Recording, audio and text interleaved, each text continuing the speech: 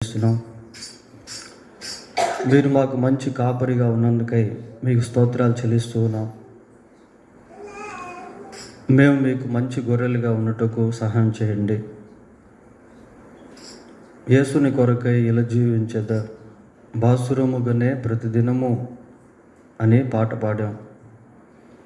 ఆ రీతిగా మేము జీవించుటకు ప్రభువా మీరు దయతో కనికరించి సహాయం చేయండి.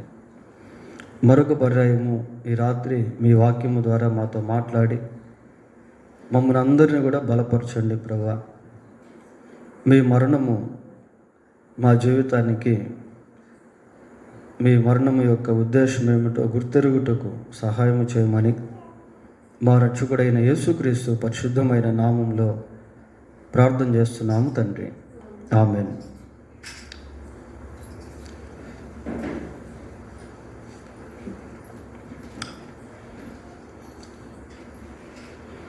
ప్రియులారా, బైబిల్ గ్రంథంలో నుండి కొరింథీయులకు రాసిన 2వ పత్రిక 5వ అధ్యాయము 15వ వచనాన్ని చదువుకుందాం. జీవించువారు ఇక మీదుట తమ కొరకు కాక తమ నిమిత్తము మృతి పొంది తిరిగి లేచిన వాని కొరకే జీవించుటకు ఆయన అందరి కొరకు మృతి పొందెననియు నిశ్చయించుకొనుచున్నాము. చాలా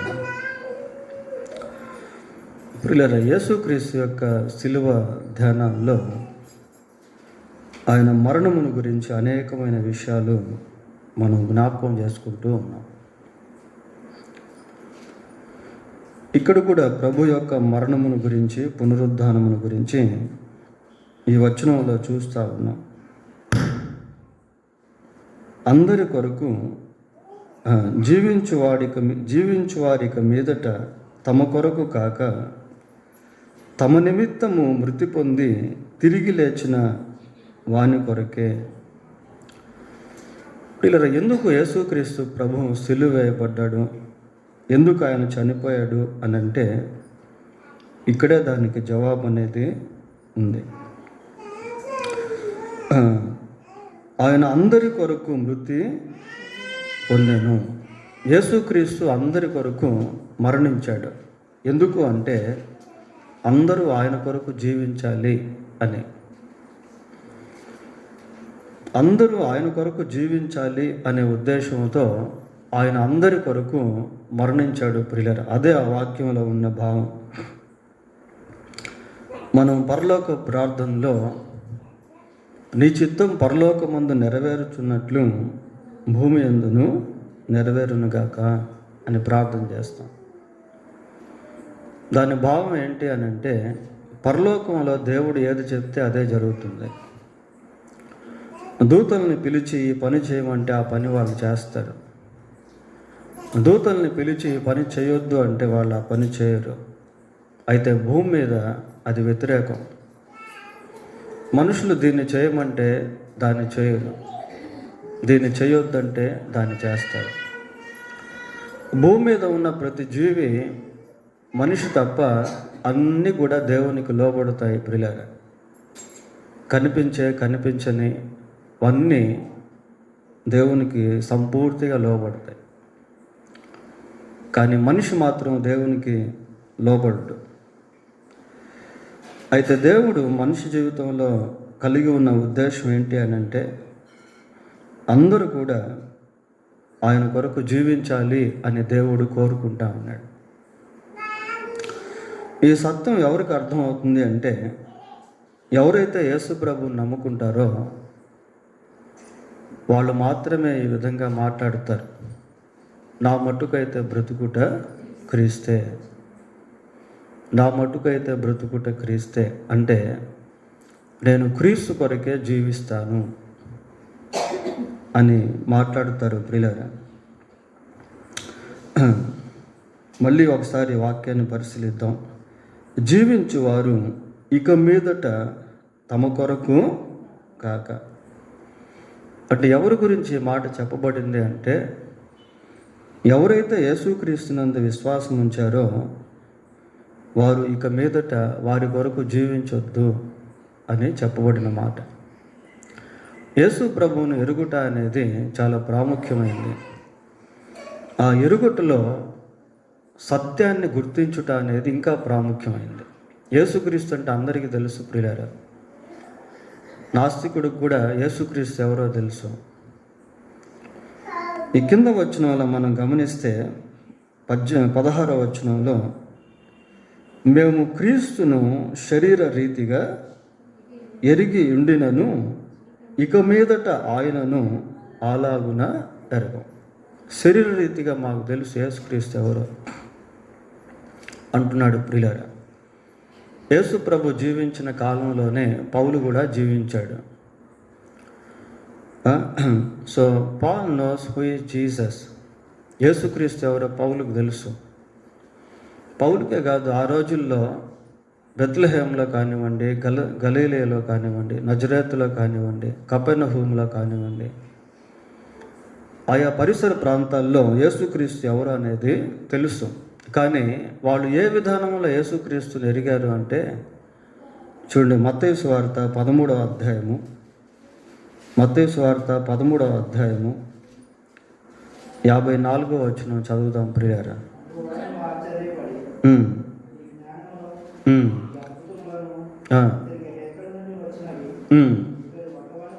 ఇతడు వడ్లవాని కుమారుడు కాడా. యేసు ప్రభు ఎవరు అంటే వాళ్ళ దృష్టిలో వడ్లవాని కుమారుడు. ఇతని తల్లి పేరు మరియ కాదా? యాకోబు, యోసేపు, సీమోను, యూదా అను వారు ఇతని సోదరులు కాదు. వాళ్ళకి అంతవరకే తెలుసు ప్రియులారా. యేసుక్రీస్తు ఎవరని వాళ్ళని అడిగితే ఆయన వడ్లవాని కుమారుడు, మరియ కుమారుడు, ఈయనకు సహోదరులు ఉన్నారు, వారు యాకోబు, యోసేపు, యూదా అని వాళ్ళు చెప్తారు. ఈ రోజుల్లో కూడా చాలామందికి యేసుక్రీస్తు ఎవరు అంటే, యేసుక్రీస్తు క్రైస్తవుల దేవుడు, యేసుక్రీస్తు దేవుడు కాదు ఒక ప్రవక్త, యేసుక్రీస్తు దేవుళ్ళలో ఒక దేవుడు అని చెప్పేవాళ్ళు ఉన్నారు ప్రియులారా. యేసుక్రీస్తుని ఎవరు డినై చేయలేరు. ఎందుకు అంటే ఆయన జన్మించాడు అన్న సత్యం ప్రపంచానికి తెలుసు. అయితే నిజంగా యేసుక్రీస్తుని ఎరుగుట అనేది చాలా ప్రాముఖ్యమైనది. పౌలు ఇక్కడ దాని గురించి మాట్లాడుతూ, మేము క్రీస్తును శరీర రీతిగా ఎరిగి ఉండినను ఇక మీదట ఆయనను అలాగున ఎరగం. శరీర రీతిగా యేసుక్రీస్తు వడ్లవాని కుమారుడుగా, మరియ కుమారుడుగా, నజరేతు వాడుగా, గలీలయుడిగా మాకు తెలుసు. కానీ ఆ రీతిగా మేము ఆయన ఎరగటం లేదు. మరి ఏ రీతిగా ఎరిగాడు అని అంటే, ఆయనలో దైవత్వాన్ని పౌలు గుర్తించాడు ప్రియులారా. అందుకే రోమపత్రిక 9వ అధ్యాయం 5వ వచనంలో యేసుక్రీస్తు సర్వాధికారి అయిన దేవుడు అని చెప్పి రాశాడు. తీతులో యేసుక్రీస్తు మహాదేవుడు అని పౌలు సెలవిచ్చాడు. యేసుక్రీస్తును అంతరంగికంగా ఆయన ఎవరో అనేది తెలుసుకోవాలి. ప్రతి నిజ విశ్వాసికి యేసుక్రీస్తు ఎవరు అన్న సంగతి ఖచ్చితంగా తెలిసే ఉంటుంది ప్రియులారా. అందుకే అతను విశ్వాసిగా పిలువబడతాడు. ఇక్కడ చెప్పబడినటువంటి మాటలు అన్యులకు కాదు కానీ విశ్వాసులకే. అందుకే పౌలు అంటున్నాడు, జీవించువారు ఇక మీదట తమ కొరకు కాక తమ నిమిత్తము మృతి పొంది తిరిగి లేచిన వారు.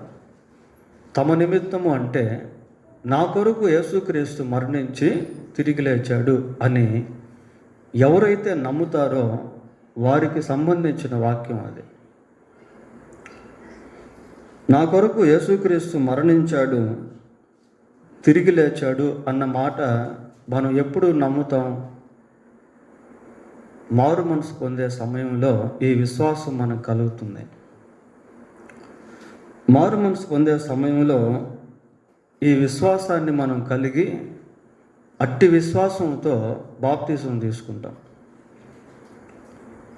చూడండి, రోమపత్రిక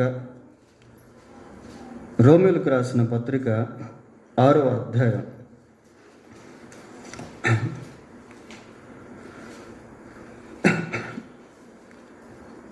రోమా పత్రిక 6వ అధ్యాయము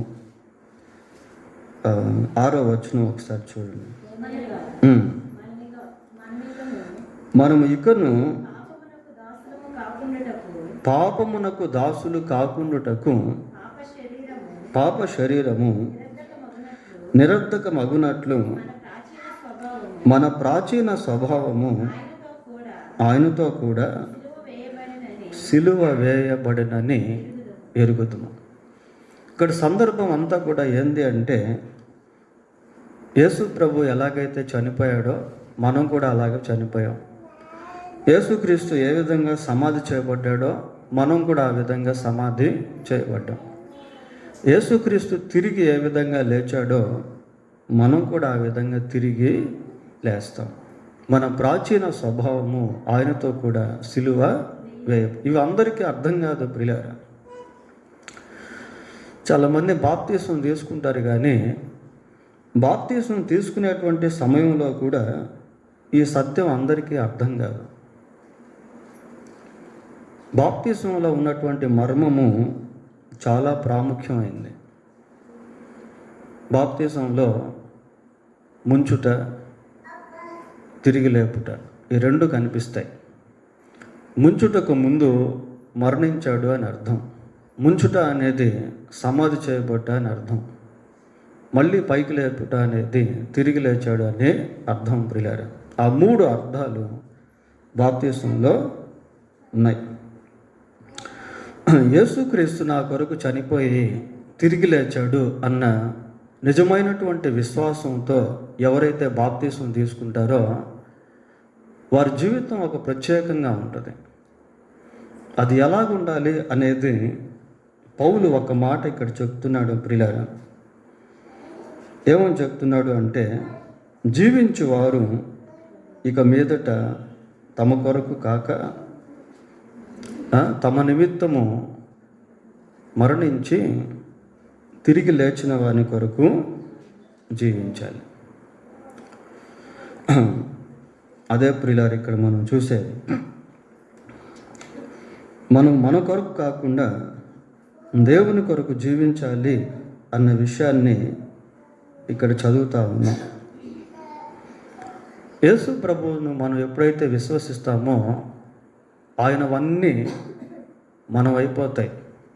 అంతేకాదు మనవి కూడా ఆయన అయిపోతాయి. ఒక భర్త భార్యను వివాహం చేసుకున్నప్పుడు, ఒక పురుషుడు స్త్రీని వివాహం చేసుకున్నప్పుడు పురుషునికి సంబంధించినవన్నీ స్త్రీకి, స్త్రీకి సంబంధించినవన్నీ పురుషునికి చెందుతాయి ప్రియులారా. ఈ వాక్య భాగాన్ని పౌలు కొరింథీయులకు రాసిన మొదటి పత్రిక 7వ అధ్యాయంలో చాలా స్పష్టంగా తెలియజేశాడు. ఎఫెసీయులకు రాసిన పత్రికలో కూడా మనం దాన్ని చూస్తాం, హక్కులను గురించి. మనం ఎప్పుడైతే యేసు ప్రభునందు విశ్వాసం ఉంచుతామో మన జీవన విధానము, మన జీవించేదానికి ప్రభు ఇచ్చే సమయము, మనం జీవిస్తున్నటువంటి శరీరము, ఇవన్నీ కూడా ప్రభువుకు సంబంధించినటువంటివిగా మారుతాయి. అంతకుముందు ఈ శరీరంలో పాపం నివాసం చేసింది. ఈ శరీరానికి సైతాను యజమానుడు. ప్రభువునందు విశ్వాసం వచ్చినప్పుడు ప్రభు మన పాపాన్ని క్షమించి తన రక్తంతో మనల్ని కడిగి ఆ పాపపు బానిసత్వంలో నుంచి మనకు విడుదల ఇచ్చాడు. ఎప్పుడైతే ప్రభు మనకు విడుదల ఇచ్చాడో అప్పటి నుండి సైతాను ఇక మన మీద యజమానుడు కాదు, దేవుడే యజమానుడు. కాబట్టి ఈ శరీరం కూడా ఆయనకు సంబంధించినటువంటిదిగా ఉంటుంది ప్రియులారా. రోమాపత్రిక 12వ అధ్యాయము 1వ వచనాన్ని చదువుదాం. కాబట్టి సహోదరులారా, పరిశుద్ధమును దేవునికి అనుకూలమును అయిన సజీవ యాగముగా మీ శరీరములను ఆయనకు సమర్పించుకొనుడని మిమ్మును బతిమాలుచున్నాను. పరిశుద్ధమును దేవునికి అనుకూలమును అయిన సజీవ యాగముగా మీ శరీరములు. అంటే ఇది అన్యుడికి సంబంధించిన మాట కాదు ప్రియులారా, విశ్వాసికి సంబంధించినటువంటి మాట. యేసునందు మనం విశ్వాసం ఉంచినప్పుడు ప్రభు యొక్క రక్తము ద్వారా మనం కడగబడి పరిశుద్ధపరచబడతాం. శరీరంలో కూడా పరిశుద్ధత అనేది ఉంటుంది.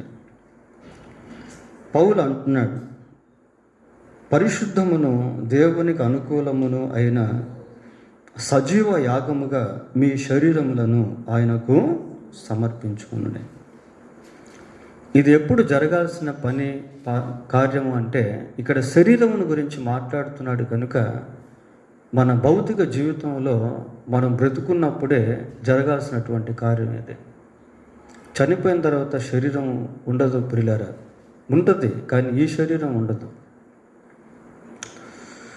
పరిశుద్ధమును దేవునికి అనుకూలమును అయిన సజీవ యాగముగా మీ శరీరమును ఆయనకు సమర్పించుకోండి. మనం కానుకలు సమర్పిస్తాం, కానీ శరీరాన్ని సమర్పించే విషయంలో మాత్రం అవగాహన లేని వారంగా ఉంటాం ప్రియులారా. శరీరం పరిశుద్ధమైనది అంటున్నాడు, ఇది దేవునికి అనుకూలము అంటున్నాడు. కనుక దీన్ని ప్రభువుకు సమర్పించాలి. రోమపత్రిక 6వ అధ్యాయము, రోమపత్రిక 6వ అధ్యాయము 13వ వచనం కూడా చదువుదాం. మరియు మీ అవయవములను దుర్నీతి సాధనములుగా పాపమునకు అప్పగింపకుడి. మీ అవయవాలు దుర్నీతికి సాధనాలుగా పాపానికి అప్పగించొద్దు. నీ చేతులతో పాపం చేయొద్దు, నీ నోటితో పాపం చేయొద్దు, నీ శరీరంతో పాపం చేయొద్దు. మీ అవయవాలు దుర్నీతికి సాధనములుగా పాపమునకు అప్పగింపకుడి. అయితే మృతుల్లో నుండి సజీవులమనుకొని. ప్రియుల, ఇదంతా సిలువ మర్మం. ఇది నేను ఇందాక మీకు చెప్పాను. ఈ రోమపత్రిక 6వ అధ్యాయంలో లోతైన బాప్తిస్మ అనుభవం అనేది ఉంది. మళ్ళా చదవండి అది. అయితే మృతుల్లో నుండి సజీవులం అనుకొని మిమ్మును మీరే దేవునికి అప్పగించుకొనుడి. మీ అవయవములను ఇక మీదట ప్రియులారా, అంటే జీవించేవాడు ఇక మీదట తమ కొరకు కాక తమ కొరకు జీవించే జీవన విధానంలో శరీర అవయవాలు దుర్నీతికి సాధనాలుగా ఉంటాయి. నీతికి సాధనములుగా దేవునికి అప్పగించుడే. దేవునికి అప్పగించుడే. శరీరం చాలా ప్రాముఖ్యమైనది ప్రియులారా. కొరింథీయులకు రాసిన మొదటి పత్రిక 6వ అధ్యాయము 20వ వచనం, 6:20. విలువ పెట్టి కొనబడిన వారు గనుక మీ దేహముతో దేవుణ్ణి మహిమపరచండి. మీరు విలువ పెట్టి కొనబడినారు కాబట్టి దేహముతో దేవుణ్ణి మహిమపరచండి. దేహంతో దేవుణ్ణి మహిమపరచండి. ఈ శరీరంతో దేవుణ్ణి మహిమపరచటం, ఈ శరీరంలో ఉన్న అవయవాలతో దేవుణ్ణి మహిమపరచటం, ఇవన్నీ కూడా చాలా ముఖ్యం ప్రియులారా.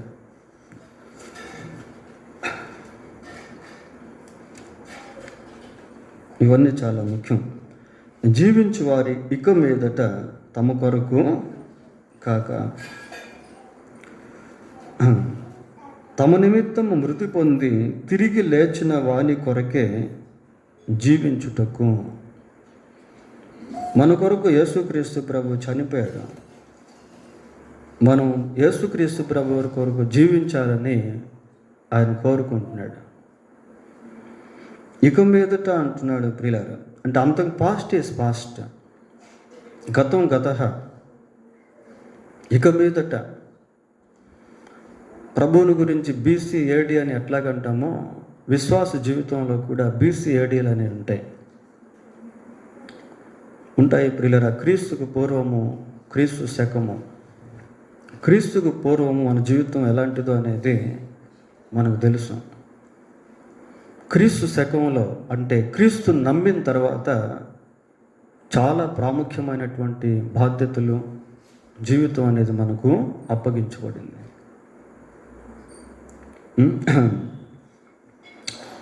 ఇక మీదట క్రీస్తు కొరకు జీవించండి. ఎఫెసీయులకు రాసిన పత్రిక 4వ అధ్యాయం, ఎఫెసీయులకు రాసిన పత్రిక 4వ అధ్యాయము 17వ వచనాన్ని చదువుకుందాం. అన్య జనులు నడుచుకొనున్నట్లు మీరు ఇక మీదట నడుచుకొనవలదని ప్రభువునందు సాక్ష్యం ఇచ్చుచున్నాను. అన్య జనులు ఎలాగైతే నడుస్తున్నారో వారిలాగా ఇక మీదట మీరు నడుచుకోవద్దు. ఇప్పటి వరకు నడిచారు, ఇప్పటి నుండి మీరు క్రీస్తుల నూతన సృష్టి. ఒకప్పుడు నీవు అవిశ్వాసివే, ఇప్పుడు నీ విశ్వాసివే. అవిశ్వాసికి విశ్వాసికి చాలా డిఫరెన్స్ ఉంటుంది ప్రియులారా, చాలా వ్యత్యాసం ఉంటుంది. అన్ని జనులు నడుచుకున్నట్లు మీరు ఇక మీదట నడుచుకునవద్దు. ఏ విధంగా నడుచుకున్నారు వాళ్ళు? 18వ వచనం, వారైతే అంధకారమైన మనస్సు గలవారై. ప్రియులారా, అన్యుల పరిస్థితి అలాంటిది. వారి మనసు ఎలాగుందట? అంధకార మనస్సు. మనసు అంధకారం అయిపోయింది ప్రియులారా. మనిషికి మనసే కదా నడిపించేది. మనసే అంధకారం అయిపోతే జీవితం అంతా కూడా గందరగోళం, జీవితం అంతా కూడా చీకటే, జీవితం అంతా గ్రహింపులేని స్థితి. అన్యులను గురించి మనం ఆలోచన చేస్తే వాళ్ళ ఆలోచనలు ఒక పరిధి వరకే ఉంటాయి ప్రియులారా. చనిపోయేంత వరకే ఆ పరిధి, తర్వాత ఏమవుతుందో వాళ్ళకి తెలియదు. కానీ మన పరిధి అలాంటిది కాదు. మన పరిధి చనిపోయిన తర్వాత కూడా తెలియపరచబడింది ఎంతవరకు అనేది. We have unlimited knowledge. వారైతే అంధకారమైన మనస్సు గలవారై తమ హృదయ కాఠిన్యము వలన తమలోనున్న అజ్ఞానము చేత దేవుని వలన కలుగు జీవములో నుండి వేరుపరచబడిన వారై. ప్రియులారా, వారికి దేవుని యొక్క జీవం లేదు. మరణం అంటే ఏమనుకుంటున్నారు? What is the meaning of death? Death means separation. మరణం యొక్క అర్థం ఏంటి అంటే ఎడబాటు ప్రియులారా, వేరుపరచబడుట. మనిషి శారీరకంగా చనిపోయినప్పుడు ఆత్మ శరీరాన్ని నుంచి వేరైపోద్ది. యేసుక్రీస్తుని నమ్ముకోకుండా మనిషి చనిపోతే ఆ ఆత్మ క్రీస్తు నుండి వేరైపోద్ది. ఇంకా ఆ జీవంలో నీకు ప్రవేశించలేదు. అదే ఇక్కడ మాట్లాడేది. ఏమని చెప్తున్నాడు? దేవుని వలన కలుగు జీవములో నుండి వేరుపరచబడిన వారై. ప్రియులారా, జీవము గల దేవుని యొక్క జీవములో నుండి వేరుపరచబడి ఉన్నారు. వారికి దేవుని జీవం లేదు. దేవుడు లోకమును ఎంతో ప్రేమించను కాగా తన అద్వితీయ కుమారుని యందు విశ్వాసం నుంచి ప్రతివాడు నశింపక ఏం పొందుతాడు? నిత్య జీవం. ప్రియులారా, గ్రీకులో దాన్ని అయోనియాస్ అన్నారు. అంటే నిత్య జీవం అనేటువంటిది కేవలం దేవునికి మాత్రమే వర్తిస్తుంది. ఎందుకు అంటే ఆయన మాత్రమే నిత్య జీవం గలవాడు. పేతురు అంటాడు కదా, ప్రభువా మేము ఎక్కడికి వెళ్ళగలం? నీవే నిత్య జీవపు మాటలు గల వాడు. ఆ అండర్స్టాండింగ్ ప్రియులారా, ఆ గ్రహింపు చాలా ఇంపార్టెంట్. అన్యులకు ఆ గ్రహింపు లేదు. తమ మనస్సునకు కలిగిన వ్యర్థత అనుసరించి నడుచుకొనుచున్నారు. ప్రియులరా, అన్యుల యొక్క జీవితాలు ఎలాంటివో అనేది వాళ్ళకు తెలియదు. అన్యుల యొక్క జీవితాలు ఎలాంటివో అనేది బైబిల్ ద్వారా మనకు తెలుసు. నిజంగా అసలు మనం ఎంత ధన్యులమో అనేది we can't measure the valuation. ఆ విలువను మనం కొలత వేయలేం ప్రియులారా, కొలత వేయలేం. ఒక ప్రైమ్ మినిస్టర్నో, ఒక చీఫ్ మినిస్టర్నో, ఒక సినిమా యాక్టర్నో, ఒక స్పోర్ట్స్ మ్యాన్నో మనం తీసుకున్నప్పుడు వారి యొక్క జీవితాలను గురించిన అవగాహన వారికంటే మనకెక్కువ ఉంటుంది. ఎందుకంటే మన చేతిలో బైబిల్ ఉంది. వారు ఏ స్థితిలో ఉన్నారో, వారు ఎక్కడికి వెళ్ళిపోతారో, మరణం తర్వాత ఏం జరుగుతుందో అన్నది వారికి తెలియదు ప్రియులారా, మనకు తెలుసు. వారు అసలు ఆ మాట చూడండి ఎలాగున్నారట, సిగ్గు లేని వారై ఉండి నానా విధమైన అపవిత్రతను అత్యాశతో జరిగించుటకు తమ్మును తామే కాముకత్వమునకు అప్పగించుకొనేది. అందులను గురించి మాట్లాడుతున్నాడు ప్రియులారా. ఆ డిఫరెన్స్ మనకు తెలియాలి. What is our real state, what is their real state. వారి నిజస్థితి ఏంటి, మన నిజస్థితి ఏంటి. అయితే మీరు యేసును గూర్చి విని ఆయన యందలి సత్యము ఉన్నది ఉన్నట్టుగానే ఆయన యందు ఉపదేశింపబడిన వారైన ఎడల మీరు అలాగూ క్రీస్తును నేర్చుకున్నవారు.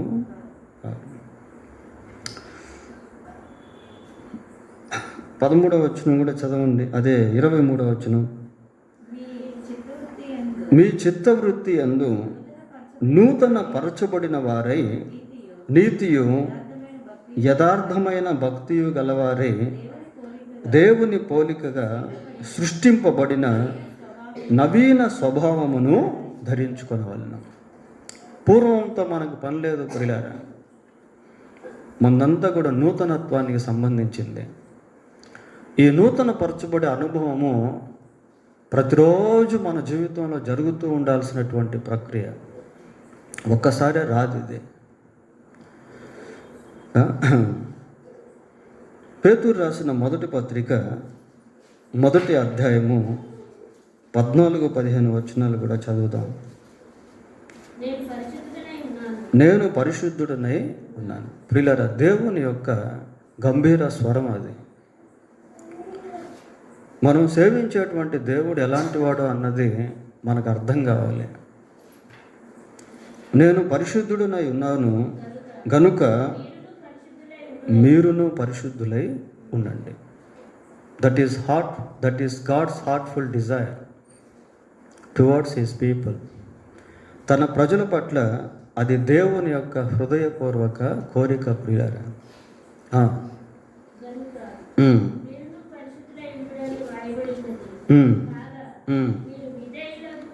మీరు విధేయులకు పిల్లల వలె పూర్వపు అజ్ఞానపు దశలో మీకు ఉండిన ఆశలను అనుసరించి. పూర్వపు అజ్ఞాన దశలో ఉన్న ఆశలు వేరు ప్రియులారా. పూర్వంలో ఉన్న దశ ఏంటంటే అజ్ఞాన దశ, అది జ్ఞానం లేనటువంటి దశ. మూయబడిన కన్నులు కలిగిన దశ. పూర్వపు అజ్ఞాన దశలో మీకుండిన ఆశలను అనుసరించి ప్రవర్తింపక, అక్కడ ఒక బ్రేక్ పడుతుంది ప్రియులారా. ప్రవర్తింపక మిమ్మును పిలిచిన వాడు పరిశుద్ధుడై ఉన్న ప్రకారము మీరును సమస్త ప్రవర్తన యందు పరిశుద్ధులై ఉండుడి. ప్రియులారా, యేసుక్రీస్తు యొక్క శిలువ మరణంలో దేవుని యొక్క ఉద్దేశాలు విశ్వాసుల పట్ల ఇలాగున ఉన్నాయి. సమస్త ప్రవర్తన అంతటి యందు ఎలాగుండాలట, పరిశుద్ధులై ఉండండి. పరిశుద్ధులై ఉండండి.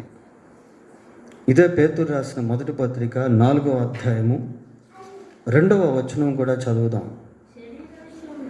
శరీర విషయములో శ్రమపడిన వాడు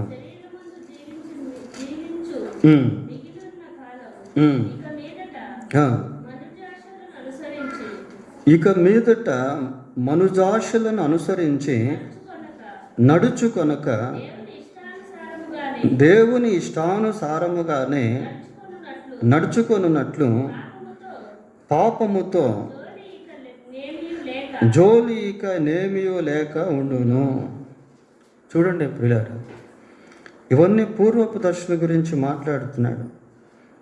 దాని గురించిన విషయాలు కింద భాగంలో మనం చూస్తాం. మనము పోకిరి చేష్టలు, దురాశలు, మద్యపానము, అల్లరితో కూడిన ఆటపాటలు, త్రాగుబోతుల విందులు, చేయదగని విగ్రహ పూజలు మొదలైన వాటి యందు నడుచుకొనుచు అన్యజనుల ఇష్టము నెరవేర్చుచుండుటకు గతించిన కాలమే చాలు.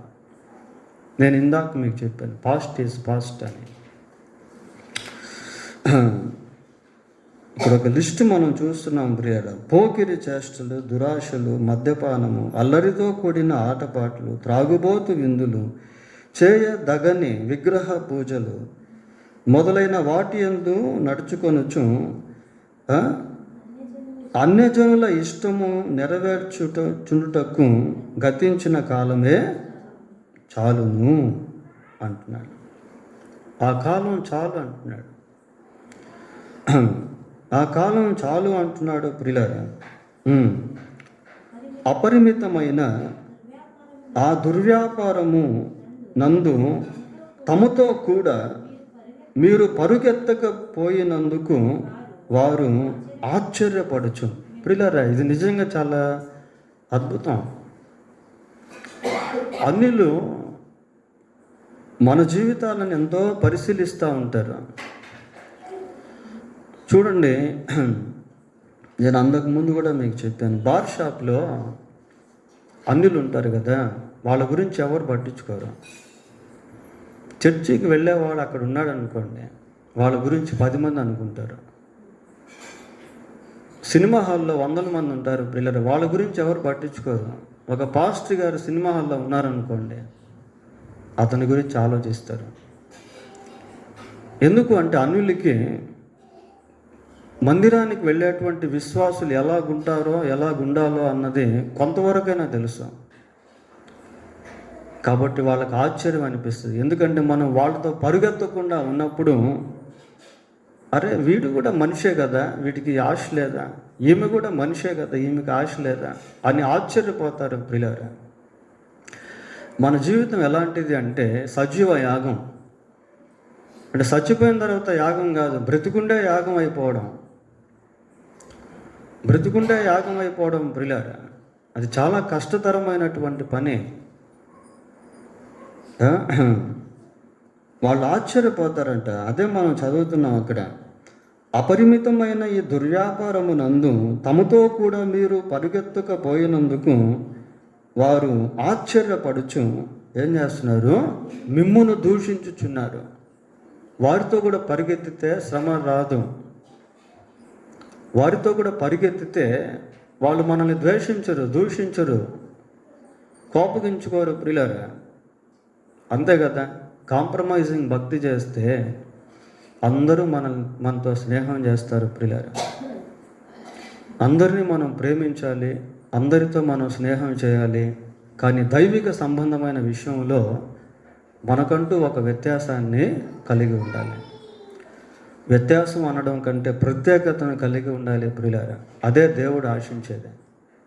యేసు ప్రభు శరీరధారిగా ఉన్నటువంటి దినాల్లో పాపులతో కలిసి తిరిగాడు, పాపులతో కలిసి భోజనం చేశాడు.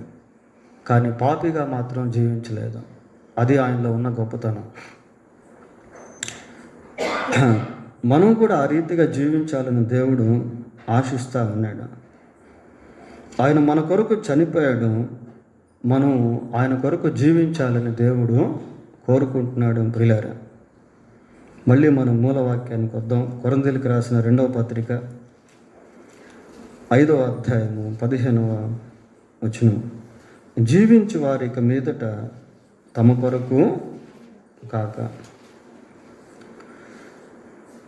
తమ నిమిత్తం మృతి పొంది తిరిగి లేచిన వాని కొరకే జీవించుటకు అని చదువుతున్నాం ప్రియులారా. మన జీవితంలో ప్రభునందు విశ్వాసం ఉంచిన తర్వాత కొన్ని కట్టడలు అనేటువంటివి కలిగి ఉంటాం ప్రియులారా. చూడండి, కొరింథీయులకు రాసిన మొదటి పత్రిక 10వ అధ్యాయం 33వ వచనం చదువుదాం.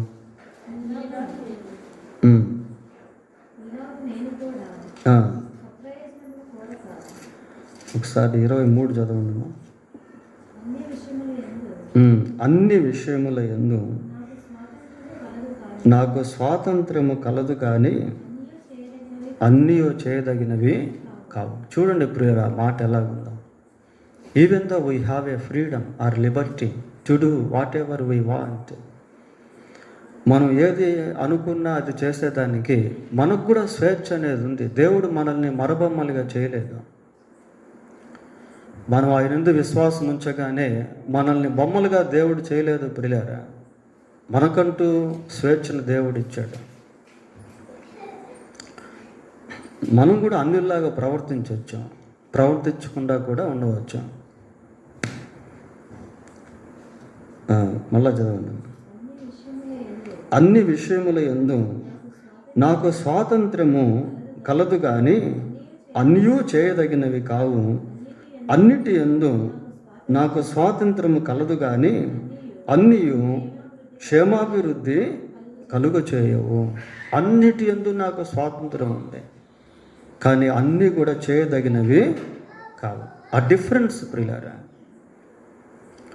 ఇది లోకానికి అర్థం కానటువంటి ఆంతర్యం. ఇది ఏది చేయాలో ఏది చేయకూడదో, ఎలా మాట్లాడాలో ఎలా మాట్లాడకూడదో, దేన్ని కోరుకోవాలో దేన్ని కోరుకోకూడదో, ఎలా జీవించాలో ఎలా జీవించకూడదో అన్న విషయాలు విశ్వాసికి మాత్రమే అర్థం అవుతాయి.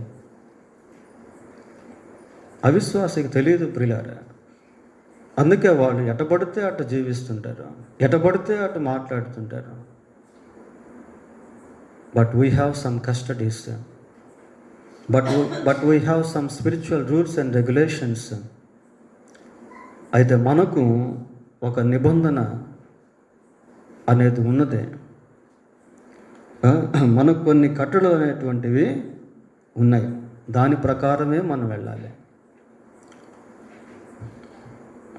ఇరుకు మార్గంలో ప్రవేశించండి అని ఉంటుంది ప్రియులారా. ఆ ఇరుకు మార్గం ఎలాంటిది అంటే చాలా ఇరుగ్గా ఉన్నట్టుంటుంది. మనం నడుస్తున్నప్పుడు విశాలం అయిపోద్ది. యోర్దాను నదే కాలు పెట్టంగానే దారైంది. దేవుడు మన జీవితంలో కూడా అలాంటి కార్యాలు చేస్తాడు. ఎందుకు అంటే మనకు ముందు ఆయన వెళ్తాడు కాబట్టి. ఆయన వెళ్తూ ఉంటే అన్నీ కూడా అడ్జస్ట్ అయిపోతాయి ప్రియులారా. ఆయన్ని మనం వెనకబెట్టామనుకోండి, ఏది కూడా అడ్జస్ట్ కాదు.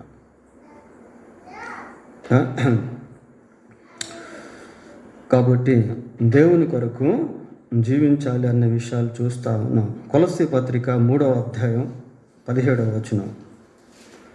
కొలస్సీ పత్రిక 3వ అధ్యాయం 17వ వచనం.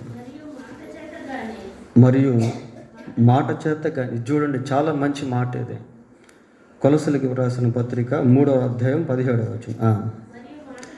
మరియు మాట చేత కానీ క్రియ చేత కానీ మీరు ఏమి చేసినను ప్రభు అయిన యేసు ద్వారా తండ్రి అయిన దేవునికి కృతజ్ఞతాస్తుతులు చెల్లించుచు సమస్తమును ఆయన పేరట చేయండి. మాట అయినా క్రియ అయినా సమస్తము అంటున్నాడు ప్రియులారా. ఎంత మంచి మాట ఇది. మరియు మాట చేత కానీ క్రియ చేత కానీ ఉండేది రెండే. జీవితంలో ఉండే ఈ రెండే ప్రియులారా. మనం వర్డ్ అండ్ డీడ్ అంటాం కదా. వర్డ్ అండ్ డీడ్ అంటే ఇదే, మాట క్రియ. మాట చేత కానీ క్రియ చేత కానీ మీరు ఏమి చేసినను ప్రభు అయిన యేసు ద్వారా తండ్రి అయిన దేవునికి కృతజ్ఞతాస్తుతులు చెల్లించుచు సమస్తమును ఆయన పేరట చేయండి. మాట క్రియ ఈ రెండిట్లో కూడా మరి దేవుని పట్ల కృతజ్ఞత కలిగి జీవించడం, దేవునికి మహిమ తెచ్చేటువంటి విధంగా జీవించడం ప్రియులారా. క్రియలను కూడా జాగ్రత్తగా పెట్టుకోవాలి, మాటలను కూడా జాగ్రత్తగా పెట్టుకోవాలి. జీవించే వారు ఇక మీదట తమ కొరకు కాక తమ కొరకు మరణించి తిరిగి లేచిన వాని కొరకు జీవించాలి. చివరిగా ఒక్క వచనాన్ని చూసి మనం ముగిద్దాం. ఇది కూడా చాలా ప్రాముఖ్యమైనటువంటి వచనం ప్రియులారా. రోమాపత్రిక 14వ అధ్యాయం, రోమాపత్రిక 14వ అధ్యాయము 7వ వచనం. మనలో ఎవడును తన కోసమే బ్రతకడు, ఎవడును తన కోసమే చనిపోడు. మనము బ్రతికినను ప్రభువు కోసమే బ్రతుకుచున్నాము, చనిపోయినను ప్రభువు కోసమే చనిపోవచున్నాము. కాబట్టి మనము బ్రతికినను చనిపోయినను ప్రభువు వారమై ఉన్నాము. తాను మృతులకును సజీవులకును ప్రభువై ఉండుటకు ఇందు నిమిత్తమే కదా క్రీస్తు చనిపోయి మరలా బ్రతికాను. ఇక్కడ కూడా సిలువను చూస్తున్నాం ప్రియులారా. ఆ సిలువ వెనుక మన జీవితాన్ని గురించి చదువుతా ఉన్నాం. మనము బ్రతికినను ప్రభువు కోసమే బ్రతుకుచున్నాము, చనిపోయినను ప్రభువు కోసమే చనిపోవచ్చున్నాము. కాబట్టి మనము బ్రతికినను చనిపోయినను ప్రభువు వారమై ఉన్నాము. చూసారా, యేసుక్రీస్తు ప్రభువుతో మనకున్నటువంటి అవినాభావ సంబంధం అదే. బ్రతికినను చనిపోయినను ప్రభువు కోసమే. కాబట్టి విశ్వాస జీవితం చాలా ప్రాముఖ్యమైనది ప్రియులారా. దేవుణ్ణి ఎరిగే అనుభవం చాలా లోతైంది. జీవించే ఆత్మీయ జీవితం చాలా ప్రాముఖ్యమైనది. అందులో గొప్ప వ్యత్యాసం అనేది దాగి ఉంది. కనుక దేవుడు ఏదైతే ఆశిస్తున్నాడో ఆ రీతిగా మనం జీవించాలని దేవుడు కోరుకుంటా ఉన్నాడు. దేవుడు తన వాక్యం దీవించునుగాక. ప్రార్థన చేసుకుందాం. ప్రార్థన. ఒక్క నిమిషం ప్రార్థన చేసుకోండి. ప్రభువా, నీవు నా కొరకు చనిపోయావు, నేను నీ కొరకు జీవించుటకు సహాయం చేయండి. నా మటుకైతే బ్రతుకుట క్రీస్తే అని నేను చెప్పగలుగుటకు, ఆ రీతిగా జీవించుటకు సహాయం చేయండి ప్రభువా అని అడుగుదాం. బ్రతికినను చనిపోయినను మీకోసమే ఉండుటకు సహాయం చేయండి ప్రభువా అని అడుగుదాం. క్రియ చేత, మాట చేత ప్రభువుకు మహిమ తెచ్చేవారంగా ఉండటకు సహాయం చేయమని అడుగుదాం. పరిశుద్ధులైన మా తండ్రి, మీకు వందనాలు, స్తోత్రాలు చెల్లిస్తూ ఉన్నాం. ఈ రాత్రి మీరు ప్రేమించి మాకు ఇచ్చిన వర్తమానాన్ని బట్టి మీకు వందనాలు. మా కొరకు మీరు మరణించారు, మేము మీ కొరకు జీవించుటకు సహాయం చేయండి ప్రభువా. భూమి మీద ఇంకా సజీవంగా ఉన్నాం, మాకు ఇంకా శరీరాలు ఉన్నాయి. ఈ శరీరాలతో మిమ్మల్ని మహింపరిచే వారంగా ఉండటకు కృప దయచేయండి. మా శరీర అవయవాలు నీతికి సాధనాలుగా ఉండటకు సహాయం చేయండి. మా జీవితంలో ఏది కూడా సంతృప్తి విషయంలో మీరు తక్కువ చేసే దేవుడు కాదు. మాకు ఏది అవసరమో దాన్ని ఇచ్చేవాడు. కనుక మీ వైపు చూడగలుగుటకు కృప దయచేయండి. మీ సన్నిధి మాకందరికీ తోడుగా ఉంచండి. ఈ శరీరంతో మిమ్మల్ని మహింపరిచేవారుగా ఉండుటకు సహాయం చేయండి. అన్యజనుల మధ్య మిమ్మల్ని ఎరిగిన వారముగా జీవించుటకు కృప దయచేయండి. లోకంలో ఇంకా మిమ్మల్ని ఎరుగని ప్రజలు చాలామంది ఉన్నారు ప్రభువా. వారు కూడా ఈ సత్యంలోనికి రాగలుగుటకు సహాయం చేయండి. వారి నిమిత్తం కూడా నీవు చనిపోయావు. అందుకే మీ వాక్యం అందరి కొరకు నీవు చనిపోయావు అని సెలవిస్తూ ఉంది. కనుక ప్రజలందరూ ప్రభువా ఆయన మీ మరణమును గూర్చిన గ్రహింపులోనికి వచ్చుటకు మీ పరిశుద్ధాత్మ కార్యమును దయతో జరిగించమని మా రక్షకుడైన యేసుక్రీస్తు దివ్యమైన నామంలో ప్రార్థన చేస్తున్నాము తండ్రి. ఆమేన్. వీళ్ళందరూ లేచి నిలబడి పాట పాడుతుండగా